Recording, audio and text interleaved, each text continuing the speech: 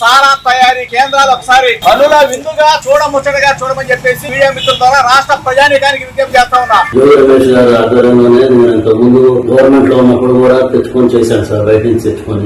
AP government రాగానే అన్ని ఆగిపోయింది సార్, ఏం చేయడం లేకుండా బాగా స్ట్రిక్ట్ అయిపోయేటప్పటికి నేను కూడా ఆగిపోయాను సార్. మొత్తం ఏప్రిల్ లో 2025 ఆ టైంలో మళ్ళీ జోగి రమేష్ గారిని కాంటాక్ట్ చేసి మాట్లాడదామంటే నేను మన తమ్ముడు ద్వారా మాట్లాడాను సార్. టీడీపీ గవర్నమెంట్ మీద ఏదో రకంగా మనం పనులు చల్లాలి, వాళ్ళు ర్యాడ్ చేయాలి, మనకి అప్పుడు మైలేజ్ ఎక్కువ ఉంటుంది.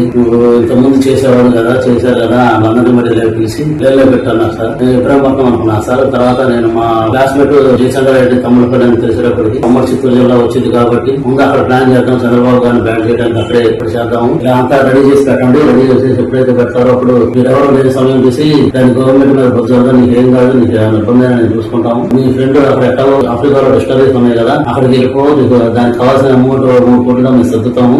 మాకు కూడా ఇక్కడ గవర్నమెంట్ మీద అప్పుడు ఆరోపణలు చేసి మన వైసీపీ గవర్నమెంట్ కూడా కలిసి వచ్చింది అని కొన్ని రకాల భయపెట్టి కొంచెం డబ్బు చూపి అన్ని రకాలుగా చేశారు సార్ నన్ను.